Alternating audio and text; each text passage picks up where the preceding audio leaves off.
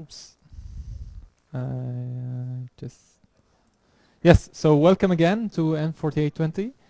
I forgot my, yeah, there it is. Yes, yes. So today's topic is going to be about, we're going to review basic probability theory concepts and start, or actually look at language models. So far in the course, in the past 3 lectures, we have looked at vector space models, how to represent words in this geometric model, and then we looked at classification, how to represent classes and perform classification, again in vector space model using 2 classifiers, Rocchio and K and N. So Rocchio we defined as a centroid based classifier, K and N is an exemplar based classifier. And then we looked a little bit at clustering, again also within the realm of vector space models. And all of these cases, what we were doing is sometimes called pointwise prediction or classification when we were doing classification. Meaning that the output of the classifier was always a simple output, not a structured object, it's a simple point. So for example, in the last assignment you had to B, you were asked to implement a Rocchio classifier. That classifier was basically learning the centroids for different classes, and then for each word that belongs to the unknown class, you predicted its class. And the output of the Rocchio classifier was basically this scalar, discrete value, which is basically just a class, right? And this was all done again in geometric models. What we will be looking at from today and onwards until the end of the semester, I think, is what is called structured prediction. And we will be looking at probabilistic models. So structured prediction is, you can think of this as an umbrella term, loosely defined really term, that defines machine learning techniques that work with structured objects and output structured objects as well. So I think it's best defined through examples. So say that you have your input is a sequence of, or you have an input sequence, so sequence of objects. Your output will be a sequence of labels of the same length as the input. So this is what we call output. This is what we call structured prediction. And one example I think we'll be looking at next lecture is part of speech tagging. So there you will have a sequence of words, and you want to your classifier to output a sequence of tags. And this decision of what sequence of tags should be output is taken in sort of in a joint manner. So there are several classification decisions that are taken at the same time. So we'll go deeper into this topic later on. So we'll be working with mainly 3 types of structures. The first one is sequences, so sequences of words, sequences of inputs. And there we will be looking at language models, and that's today. And then we will be working with, afterwards, with labeled sequences, or also often called sequence labeling, sequence classification. And there we will be looking at hidden Markov models, and then even more sophisticated complex structures like trees. And there we will be looking at statistical chart parsing. So our overall goal then is to learn how to build probabilistic models that help us determine what's of the following linguistic construction is more likely. So what's the most likely interpretation of the following sequences? So say that we have a speech recognizer, and I say the following utterance: she likes morphosyntax. So this could be or for the speech recognizer, this could be 2 things. So she, or not she likes, sorry, she studies. She studies morphosyntax. So this could be that she's actually studying the discipline or the field in morphosyntax, but it could also be that she's actually studying more false syntax. So for us, the sort of the most likely interpretation is clear here. So you would say it's most likely that we actually mean she's studying morphosyntax, not more false syntax. But for a speech recognizer, that need not be the case. So a speech recognizer will say, okay, these are two realization, if you want, of the utterance that the user said, and I want to compute which one is the more likely. That's one example of where we want to use these probabilistic models. Another example where we are looking at sequence of labels now. So if we have this following classic example of lexical ambiguity, time flies like an arrow. So lexical categories are these small letters here that denote that tells us whether a word is a noun, a verb, an adjective, etc. Also, we'll be looking at this later on. But this example has two interpretations when it comes to its lexical categories. One is that there is a type of insects that is called time flies. So time and flies are both nouns, and this type of insects happen to like arrows. That's one possible interpretation, and it's legitimate. Another one is that flies is actually a verb. And then we're looking at time flies like an arrow. This is sort of a metaphor saying that time passes as quickly as an arrow flies, maybe. Something like this. So our task would be to, given the sequence of this input sequence, is to output the most likely sequence of lexical categories. And again here, this is something we will be working with later on in the semester, or next lecture already, I think. Another level of ambiguity that goes into the syntactic level, which we will be also looking at. So say that you are watching the TV and you see this news headline: Oslo cops chase a man with stolen car. So this could have also two interpretations. This could be that Oslo cops are actually chasing a man who has stolen a car, or that Oslo cops has stolen a car to chase a man. Again, this is intuitive to you, probably, and you could say which interpretation, which analysis. This is what we call syntactic analysis. With syntactic tree is more probable, more likely. We will be working with statistical parsing to know which one of these is the most likely interpretation. And this is this is called the prepositional phrase, and prepositional phrase attachment is very ambiguous in natural language. It's a typical example of syntactic ambiguity. But so in all of these cases, we were asking what's the most likely interpretation. So there is a sort of then a probability sense to what we are asking. And that's why we will start with reviewing some of the basic concepts in probability theory. They're not difficult, I think, and most of you know them, but in case you find them too difficult or you don't have background in probability theory, you can send me an email and then I can point you to more readings. But there's nothing really scary. It's just enough to learn how to work with probabilistic models. So this will be our tools to understand the probabilistic models we will introduce later on. Okay, so in probability theory in general, we talk about experiments or trials. And these are the processes we are observing.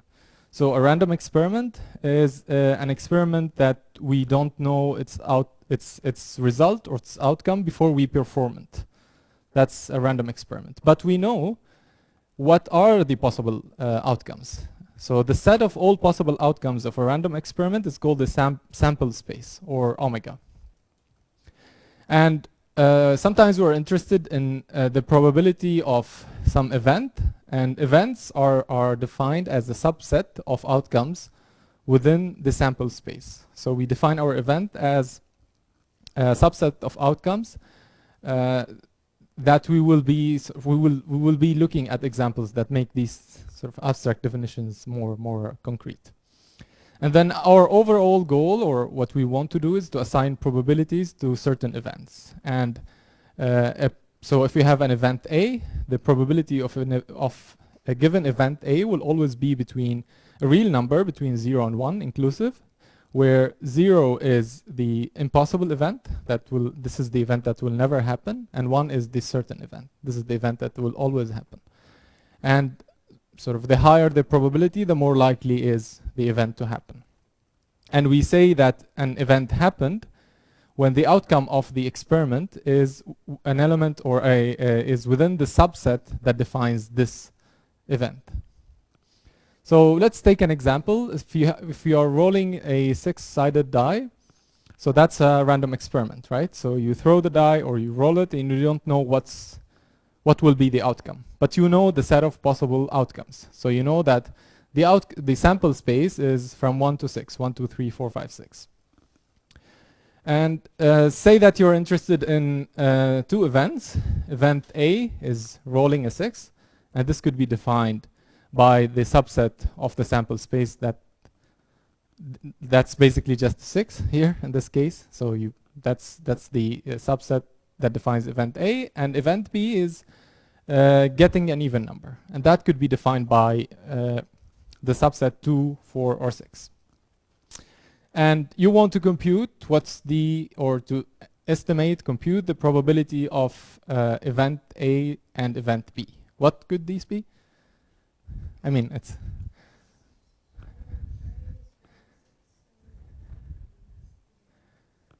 yes. So I'll be asking so many questions, and so I don't remember all the numbers. So okay, that's right. So the probability of A is 1 over 6, and the probability of B is 3 over 6. Now we're flipping 2 coins. So again, at a random experiment, our sample space consists of 4 outcomes now, because each coin has 2 outcomes. So we have 2, and that's 4.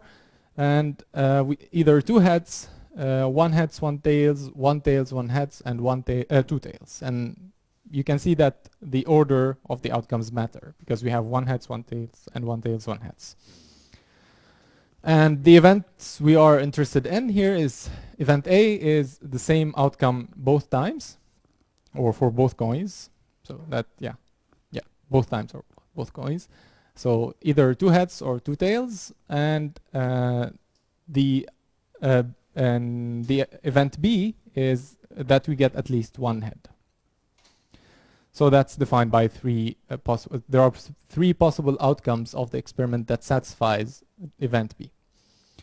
And what are the probabilities now? And I need an answer. Yes.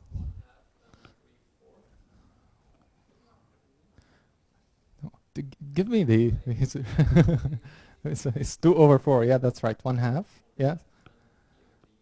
Yeah. Yes, that's right. Yeah. So you made this 1/2. Yeah. So it's 2 over 4, right? Yeah.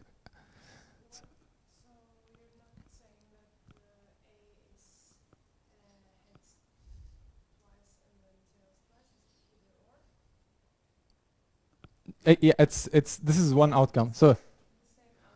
Yeah, so heads or tails.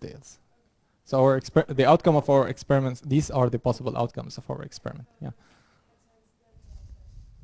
No, this is a set, and these are elements within the set.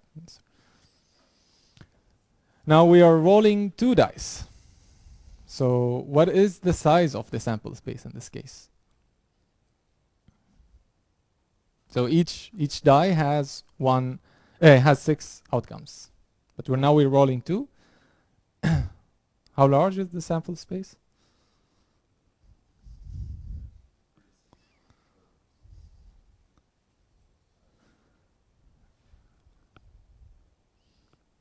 You said first. What did you say?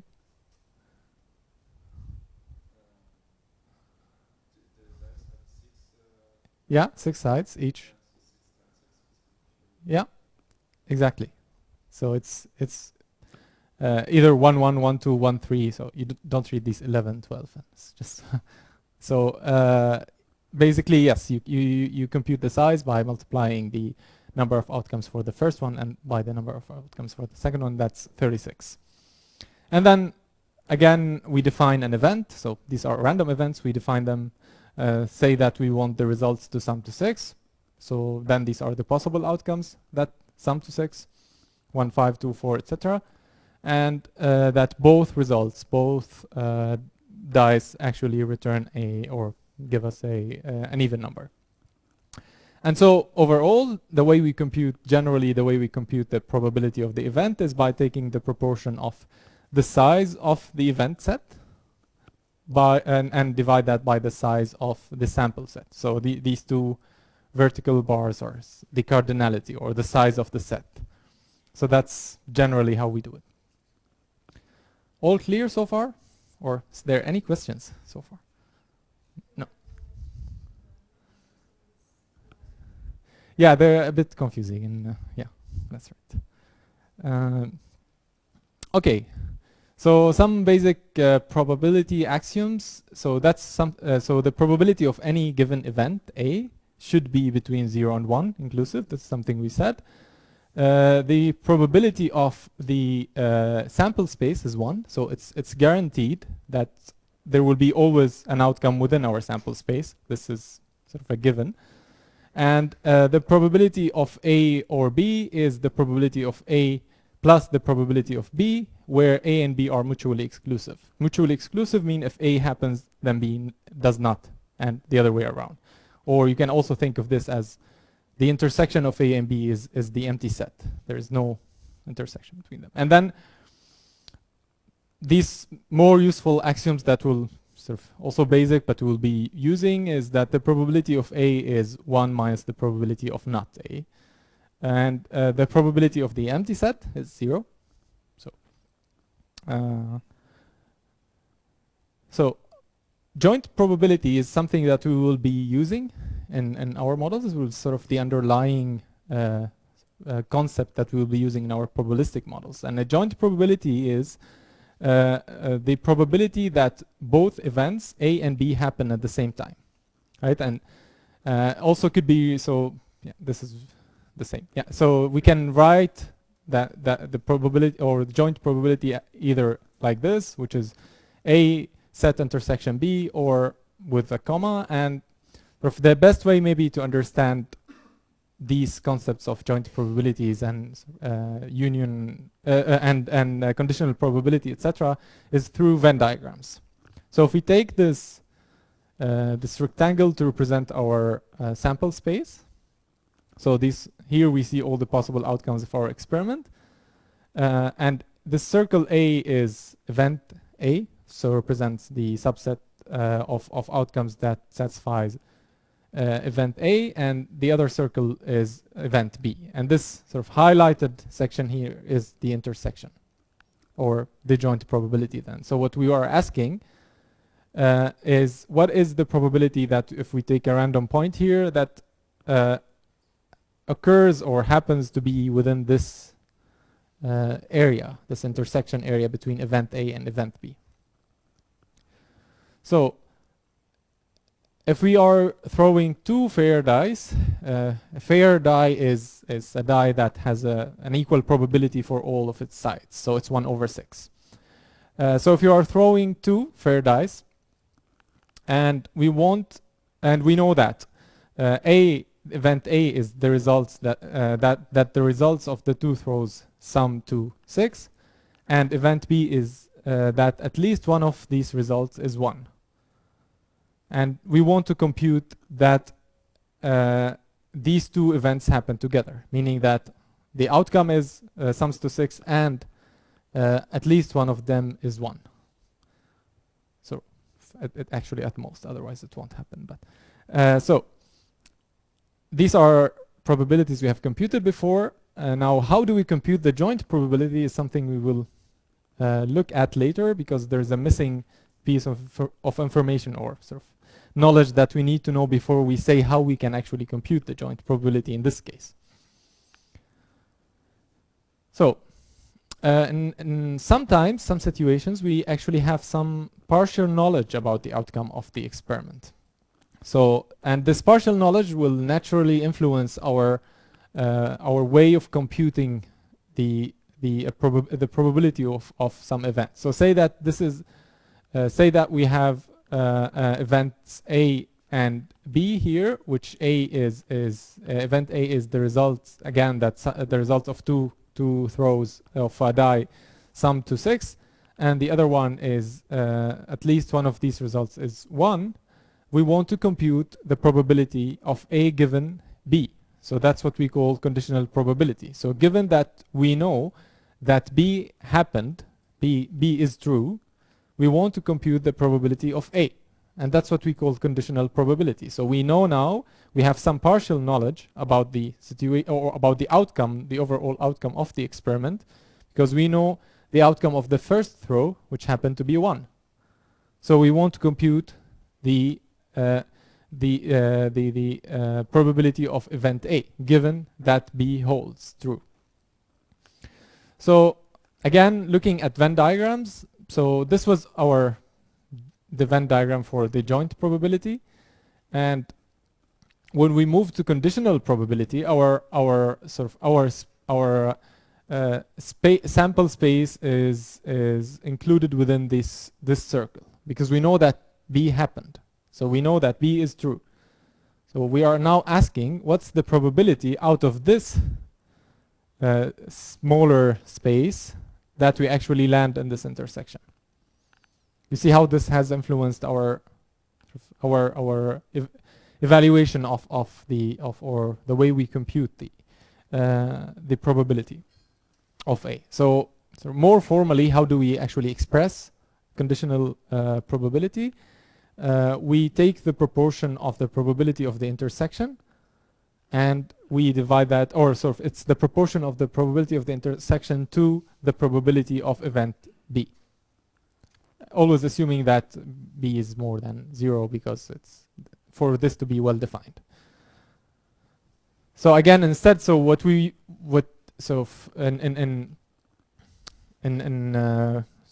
where was that? So here we said we were going to divide by the size of the sample space, right? But now we know that B happened, right? So what we want is then to divide by the size of the subset that satisfies event B, or basically then it's the probability of event B. And now, so given the definition of a conditional probability and the definition of joint probability, we can derive some rules that will be useful for us later on.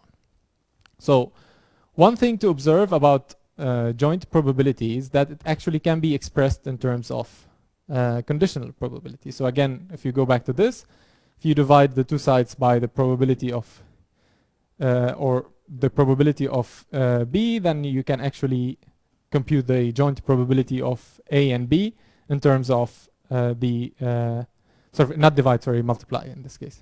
Multiply the two sides of the probability of B, then you can compute the joint probability in terms of the conditional probability of A given B times the probability of B. So this means that we can actually, there is a symmetric relation here. So we can compute the joint probability of A and B using either the probability of A times probability of B given A, or the probability of B times probability of A given B. And this is what we call the multiplication rule. Is it clear? Sort of how we arrived here? So this is something that we can generalize. So instead of talking about just A and B, we can say for a sequence of events, we want to compute their joint probability. So so we have a sequence of events from A1 to AN, and the joint probability of the sequence could be computed in terms of iterative application of the multiplication rule itself. So we start with probability of event A1, and then we move to multiply that by the conditional probability of A2 given A1, and then A3 given A1 and A2, etc., etc. So this rule. This is called the chain rule, which is based on the multiplication rule. This is going to be very useful for us. We're gonna use this in language modeling and other models as well. And the nice thing about this is that it actually helps us break down such a complicated sequence of or sort of calculation into smaller parts, and we can choose how we do this. So since we have this symmetric relation here, so we can choose how we actually divide it or break it down. Now, let's say that event A is that it's going to rain tomorrow, and it has a probability of 1/3. And let B be the event that flipping a coin results in heads, and it has a probability of 1/2. What is the probability that it's going to rain tomorrow, given that I flipped a coin and the outcome was heads?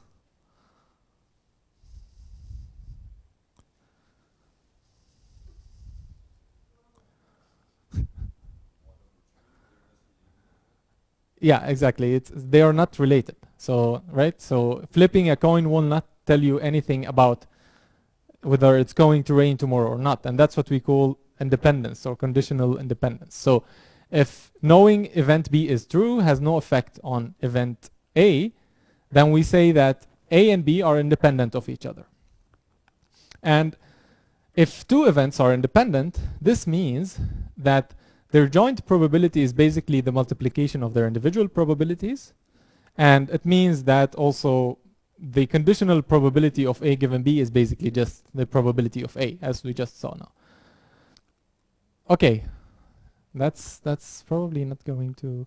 So that was the idea. These were the basic concepts. We might run a bit over time. We'll take a little bit of time from the break so that we finish this, and then you take a 15 minutes break. So say that you have a friend called Yoda. Yoda wakes up in the morning and he is not feeling well. So he goes into the internet, he opens a website and tries to diagnose himself, as most people try to do. And he enters the he enters the symptoms of his disease, and then he reads that 99% of the people who had a disease D had the same symptoms that Yoda has. So read this carefully. 99% of the people who had the disease D had the same symptoms as Yoda. So Yoda freaks out, he comes to your place, and he tells you the story. Now you are more relaxed, of course. You don't have the disease D, which happens to be very serious. And you continue reading the page that Yoda has started reading. And you find the following information. You find that the prevalence of the disease, the number of people that have this disease at a given moment, is 1 in 1,000. And also you read that the reliability of these symptoms, of having these symptoms, is 1%. It has 1% false negative rate and 2% false positive rates. And these are the same concepts of false negative and false positive we introduced before last lecture. So 1% of the people who had the disease didn't have these symptoms. So these are what we mean by their false negative rate. And 2% of the people who had these symptoms didn't have the disease. Okay?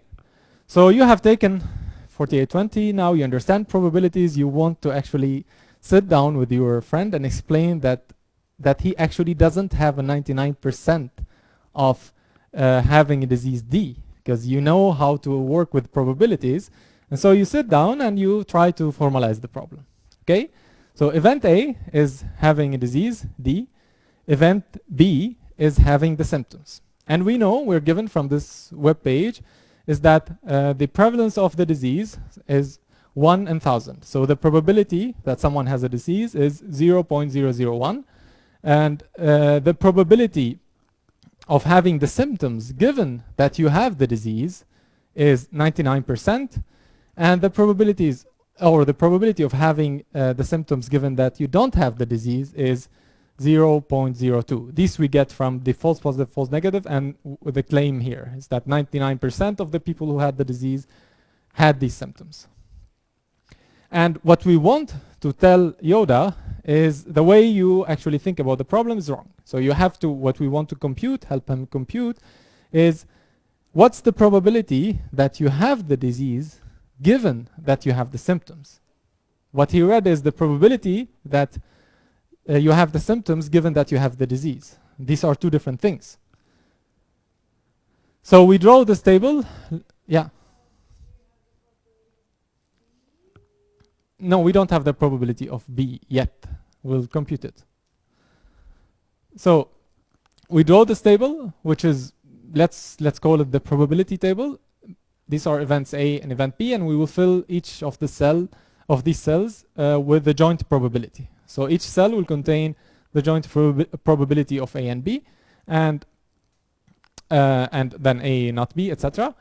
We know that the probability of A, here we will have the probability of A, here we'll have probability not A, probability of B, probability of not B. So we are given some information, we just put it into the table. We know that probability of A is 0.001, that the prevalence of the disease. And we also have, the sum of all of these joints probabilities will be 1. So since we introduce one of these axioms that the probability of A is 1 minus not A, so we can also compute this one. Now we can compute the joint probability of A and B using this formula here. So it's the probability of B given A times the probability of A. Also, we have these values. So we have this, and we have A here. And we fill in also not A, joint probability of not A and B. That also, so we have the numbers for these. And now if we sum these two, we will have the probability of B.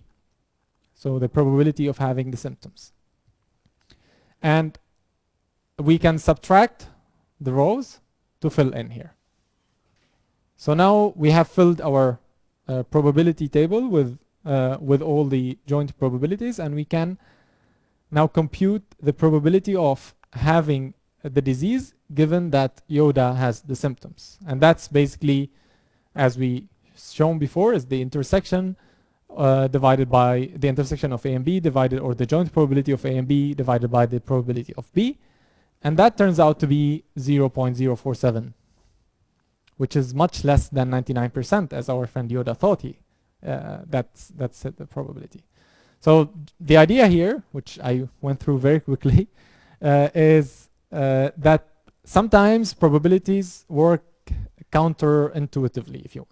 So sometimes you don't actually, you think that it's clear, but then when you actually sit down and apply the rules, it turns out to be the opposite. So it's not as serious as Yoda thought.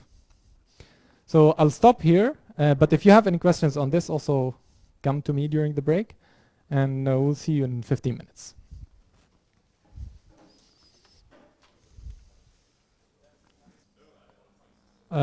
So we stopped at this example before the break here, where we computed the probability of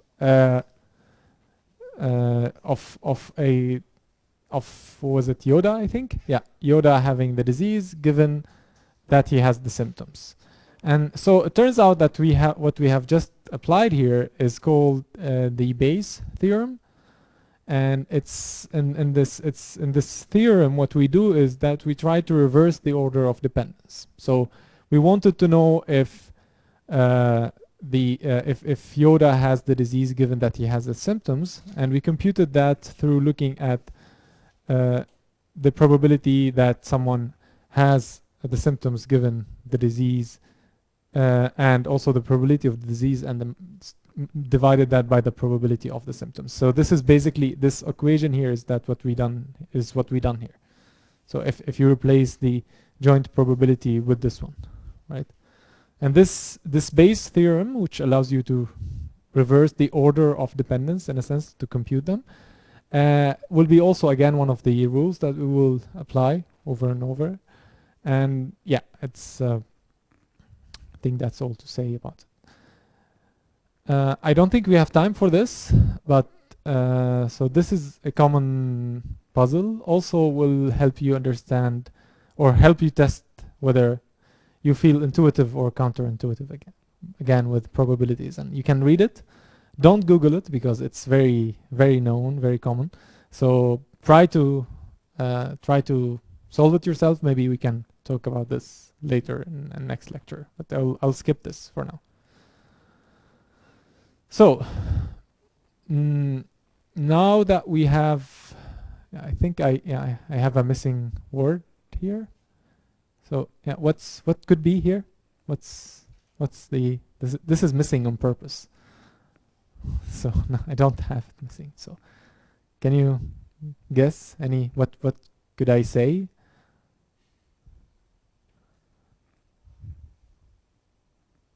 Yeah, covered. Yeah, or reviewed or learned.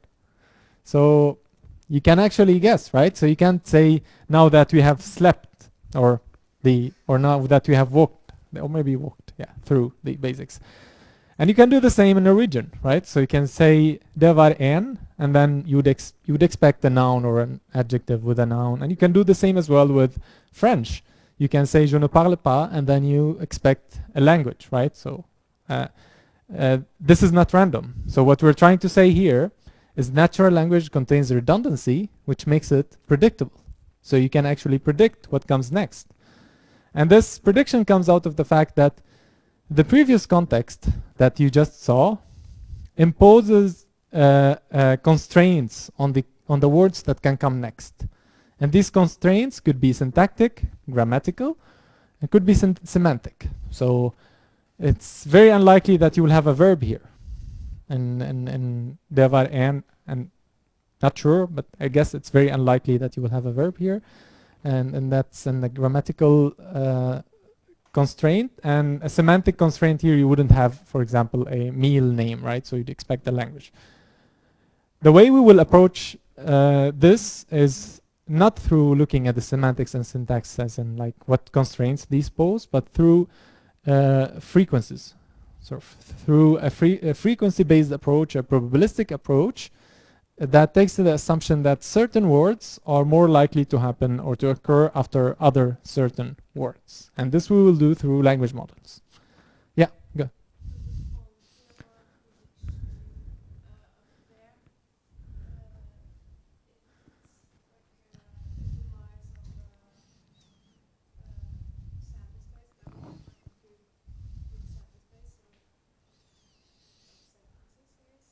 Yeah, so you're asking the quality of our prediction relies on the sample space that we have, or the training set, and that's you're jumping ahead, but that's actually true.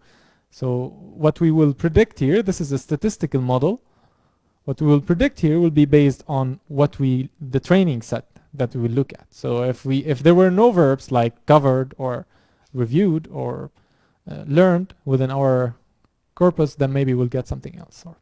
But that's very general. We'll look at this later. So yeah, so what we'll be looking at for the rest of the lecture is language models. And language models are probabilistic models that assign approximate probability to arbitrary sentences. So we'll also dive deeper into this definition. But let's first look at examples of what could we do with language models, so models that give us probabilities for sentences. So a machine translation system, something like Google Translate, so it's defined as a system that translates from a source language to a target language. A source language would be anything, non-English here, and our target language is in English. And then the system generates different translations for a given sentence, and among these translations is she's going home, she's going house. Now, she's going house is very unlikely, right, in English. So we use a language model to tell us how probable or how likely is this sentence. And then sort of a system produces different outputs, and a language model will reorder them and their probability or their likelihood. This is something we mentioned before, speech recognition. Again, she studies morphosyntax and she studies morphosyntax. Again, a language model would give higher probability for sentence like she studies morphosyntax, but the speech recognizer would output different sentences and without probabilities. It depends, but in general, like this case. Spell checking. So generally, sort of in the classic way of implementing spell checkers, you would have a dictionary lookup. So you type, and then your text editor is looking up all the words you're typing in the dictionary. If the word is not in the dictionary, then you get red highlight under the word. But this is a word that actually is part of the dictionary. It's a legitimate word, but still it's wrong. It can't be in this position. There are many in this case. So a classic spell checker will fail to capture this because it exists in the dictionary. But if you give the sentence to a language model, it will get a very low probability because their THEIR is less likely to happen than the other their THERE. One last example is input prediction. This is something that you actually, all of you use, and on your phones, I guess most of you use. So when you start nowadays typing on the keyboard on your phone, when you start typing the first few letters, you get a suggestion. You get some suggestions on top.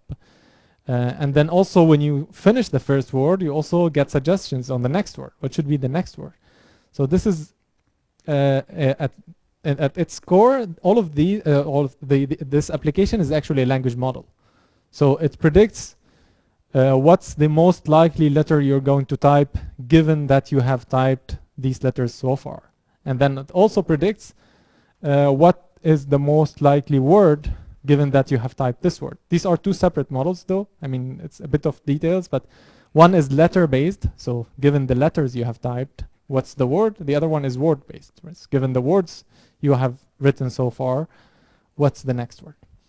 So it's, as you can see, it's actually very, very practical, has so many practical applications, and it's going to be useful in real life. So that's the idea. So again, a language model or a probabilistic language model, M, let's call it M, assigns probabilities Pm. So Px, let's just say Px to all strings x in a given language. So a language model will we give it a sentence, a string, a sequence of words, and it assigns a probability to that. And the axioms that we mentioned and the probability theory will also apply here, meaning that we will have a sample space L, which is all possible strings in the language, and the probability of any sentence would be between 0 and 1, inclusive, and the sum of all or the sum of the probability of all strings in the language is 1. So that's how we define a language model that follows the basic axioms in probability theory. So again, we're given a sentence, and this sentence is basically then a sequence of words, from word 1 to word n, and we want to estimate the probability using some language model. So the probability of a sentence is then basically the joint probability over all the words within the sentence. So it's the probability that these words happen together at the same time. We can compute the joint probability given the chain rule, which we introduced before.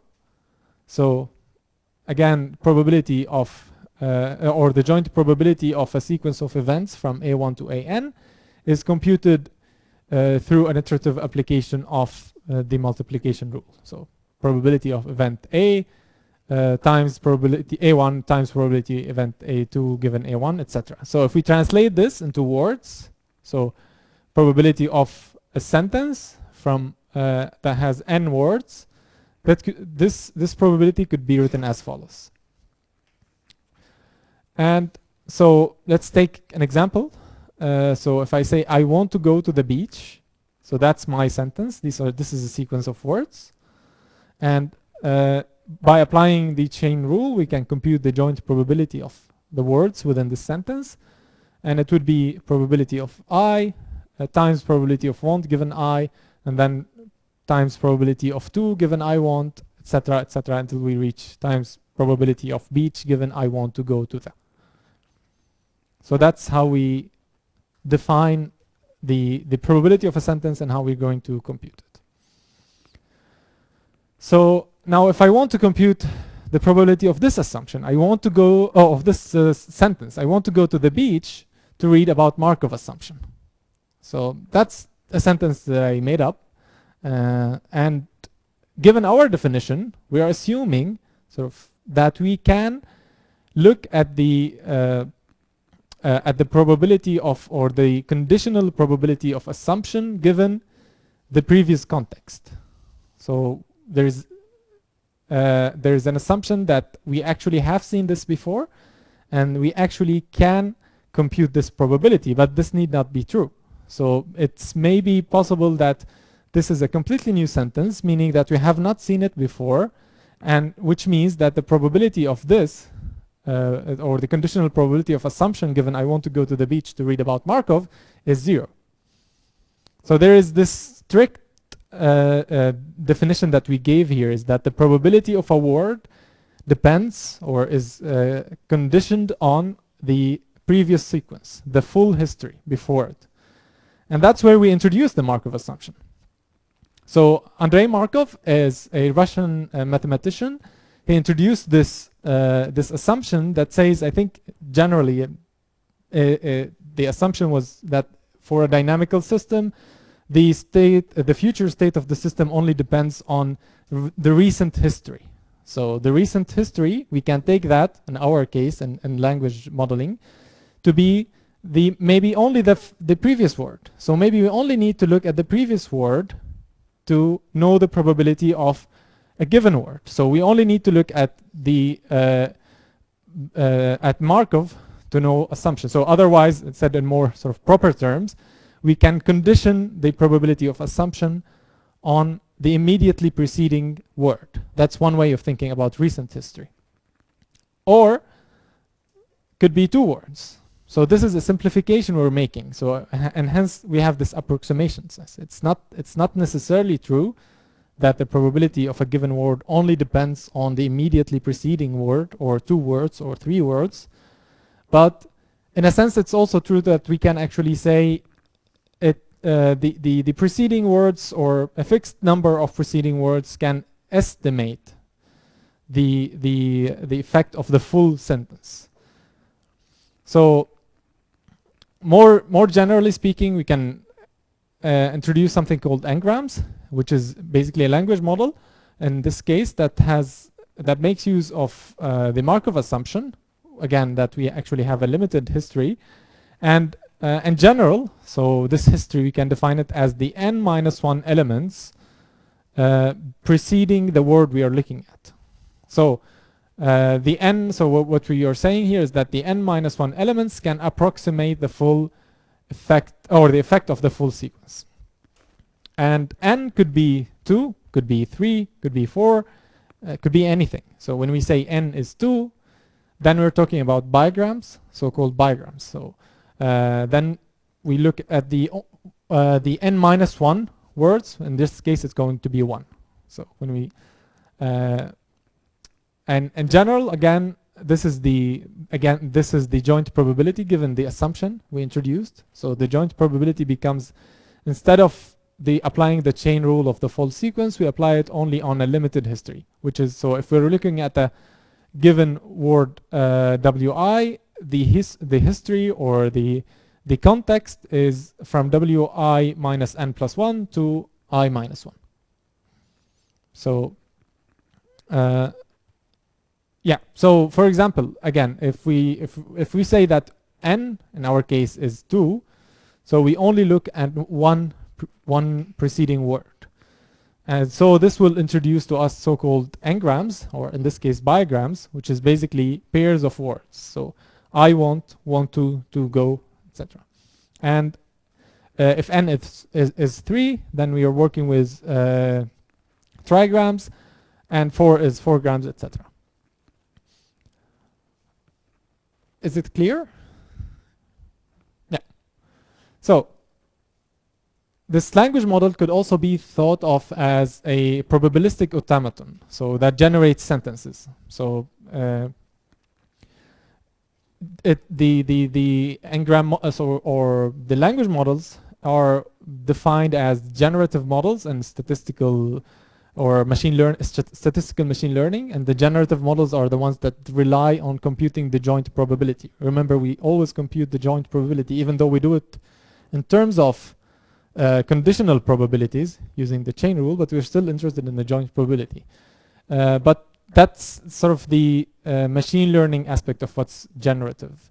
But here we could think of this as the language model as a generator that gives us sentences. So we give this generator the initial, this is a special symbol that says that this is the start of a sentence. So a special symbol, let's call it, yeah, sentence initial symbol. So we give that to the model. The model will look up the most probable word to happen after the sentence initial symbol, this special symbol, and that would turn out to be, say, the. And then from there, it will look at the possibilities that could come after the. So we have 3 here. It will pick the one that has the highest probability, given that we have seen the, or we have generated the. It would be cat, for example, and so on and so forth. So until we reach this sentence end symbol. So that's where the sentence, or again, a special symbol that tells us that the sentence ends here. These start and end special symbols, they are useful so that we know which words are more likely to happen at the beginning of the sentence and which ones are more likely to happen at the end of the sentence. And so, again, to compute the probability of this sentence, then we multiply the conditional probabilities here. If you, yeah, I'm not sure, so maybe I didn't mention this, but this is a bigram, clearly, since we are only depending on the immediately preceding word. So, say that we have trained our language model and we recorded the N-gram conditional probabilities. So when you actually, so the language model, N-gram language model, at its core is basically recording these conditional probabilities. We will see how we will compute this later. So we want to compute probability of a sentence. Again, we look up so if we divide the sentence into bigrams and we look up the probabilities of these bigrams and multiply them together. But the question is, how do we actually where do we get these probabilities from, and how do we train a model or a language model? So in order to do so, we actually just count. So it's only counting, basically. That's what we do. So the conditional probability of a word I, given an n-1 words as context, or sort of limited history again, is basically the count of how many times this context from wi minus n plus 1 to wi minus 1 was followed by wi. So how many times we saw the sequence, in a sense, in a corpus. And we divide that by how many times we saw the context itself. This is complicated, so let's look at an example that's much easier. So say we are working with trigrams. We want to compute the conditional probability of go given want to. So we have say the brown corpus. We go through the corpus, we count how many times we see the sequence, which is want to go, and we count how many times we see want to without any, so regardless of what happens afterwards. And that would be basically how and then we divide them together, and that's basically how we compute the conditional probability. Is it clear? And what we have just done here is called the maximum likelihood estimation. The reason it's called maximum likelihood estimation is that because it maximizes the likelihood of our training set. So remember that we're computing these probabilities based on some training corpus, on the brown corpus. So say that the word Chinese occurs 400 times in a corpus of 1 million words, and the maximum likelihood estimation of Chinese is then 400 over 1 million, which is 0.004. And the question is this estimation applicable to all kind of texts, to all corpora, or is it actually just yeah, I gave the answer, yeah. Or is it actually just limited to our corpus? Yes, so it's based on our training corpus. It maximized the probability of the word Chinese based on our training corpus. So this need not be applicable to every other case, and that's why it's called maximum likelihood estimation.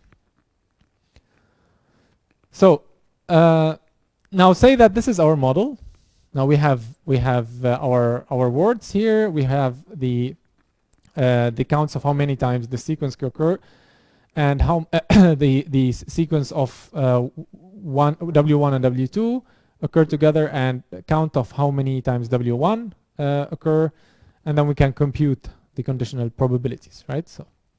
So this is our full language model. And by the way, these are sometimes called the parameters. So parameters of a language model are basically the conditional probabilities of the N-grams. Here it's bigrams. And then the question is, how do we compute the probability of the sentence others want to go to the beach?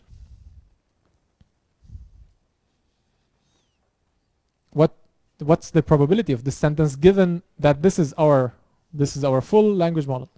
These are the probabilities we have.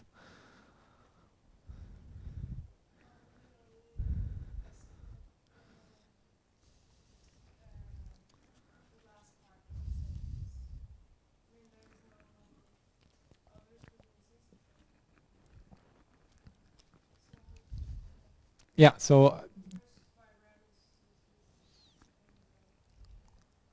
yeah, so the others doesn't exist in our corpus, meaning that if you want to compute the conditional probability of others given a sentence initial symbol, that's going to be 0.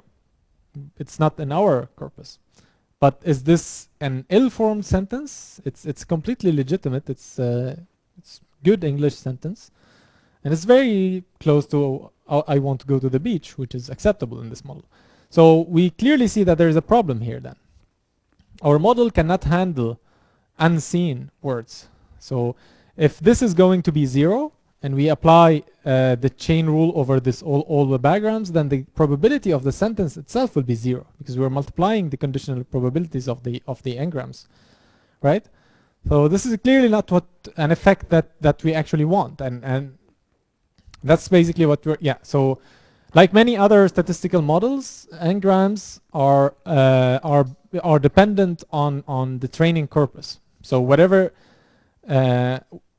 there is, or sort of the kind of words or N-grams that are acceptable by our model depends on what's in the training set. So something that's not in our training set will not be acceptable, and that's not an effect that we want to. Our goal in machine learning is to be able to generalize, to do things on unseen test data. So that's the problem of what we call data sparsity. That's something we have introduced before also.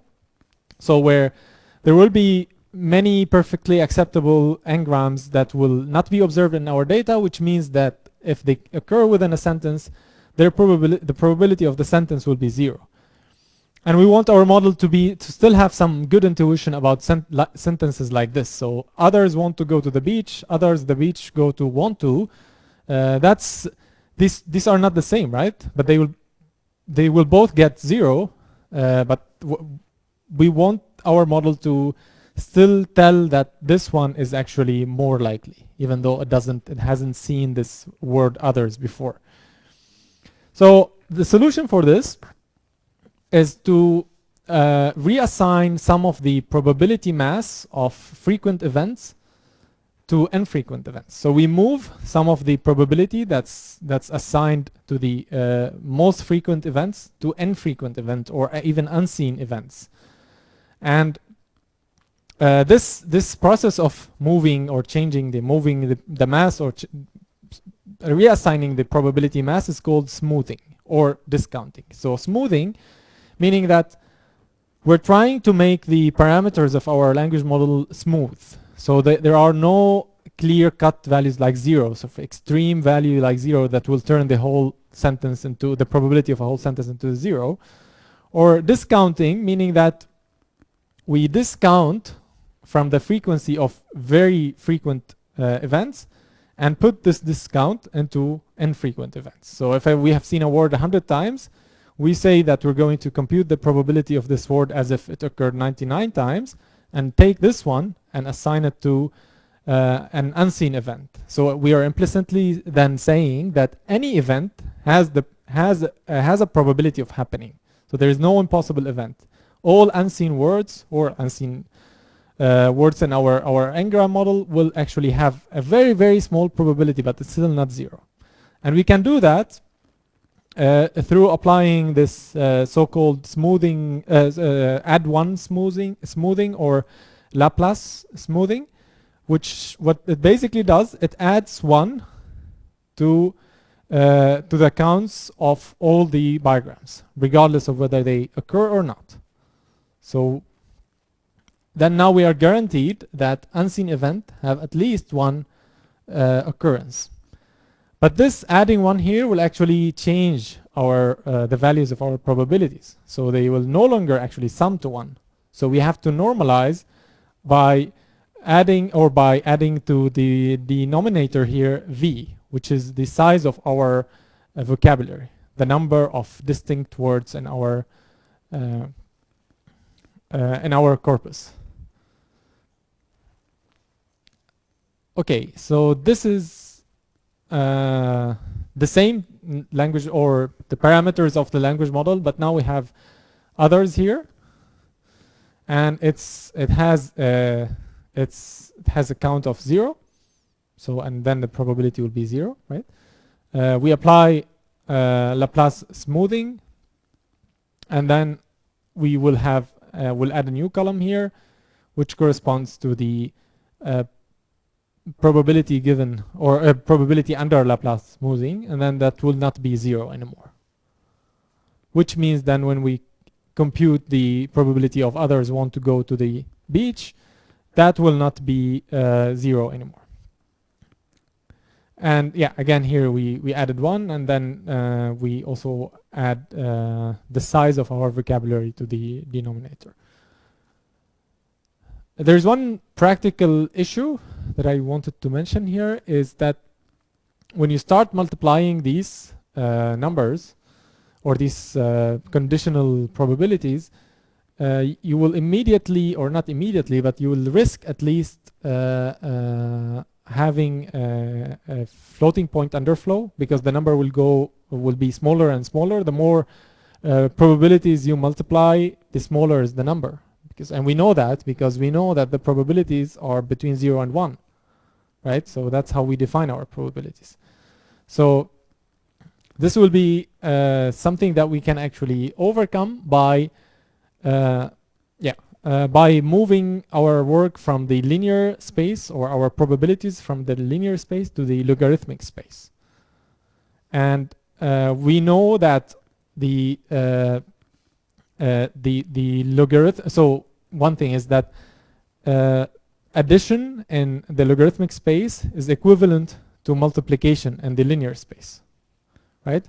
So we can then compute the logarithm of a and b as the logarithm of or a multiplied by b is the logarithm of a plus the logarithm of b, and hence we can then compute the so the probability of this sentence in terms of logarithmic probabilities, and by adding the logarithm of the probabilities instead of multiplying the row probabilities.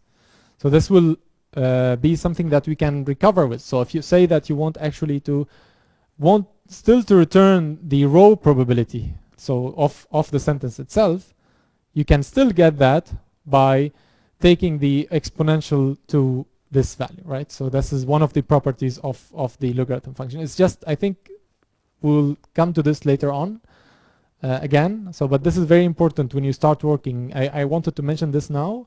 because maybe you have started working with the assignment or not, I don't know, but this is important to take into consideration when you work with the assumption.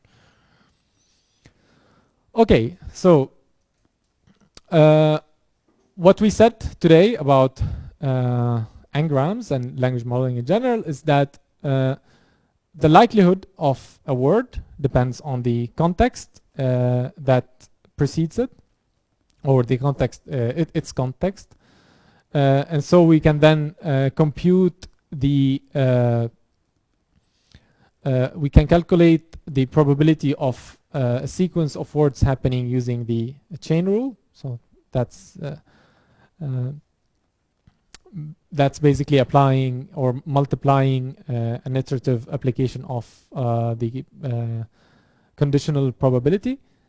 And we also saw that because of data sparseness, because language is very creative, there will be sentences that we haven't seen before, and if we have a very long context anyway, even if we have seen it, it will be very impractical to compute this conditional probability given the full history. So we introduced the Markov assumption, and that will allow us to work with a limited history or limited context. And then we use maximum likelihood estimations to estimate the conditional probabilities, which is basically counting again. And since there will be 0 probabilities, we want to avoid that, and we use smoothing, which will move the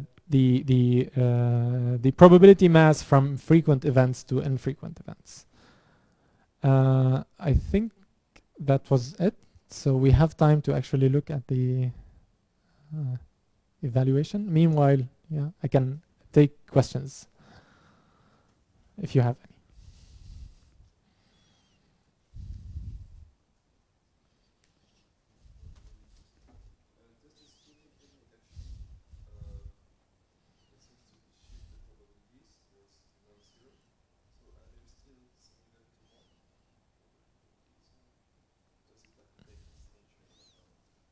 There.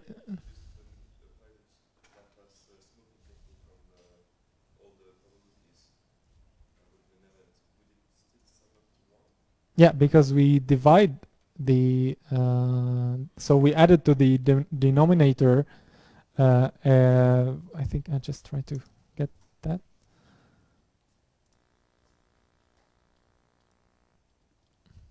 Here, or not here. So this v that we add here will guarantee that the sum of all the probabilities will be 1,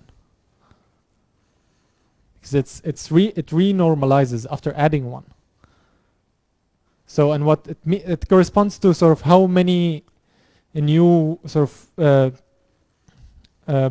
since we added ones here for all the words, then all of these words will actually generate bigrams, and that's what will help us. So the size of the words will help us normalize the probability.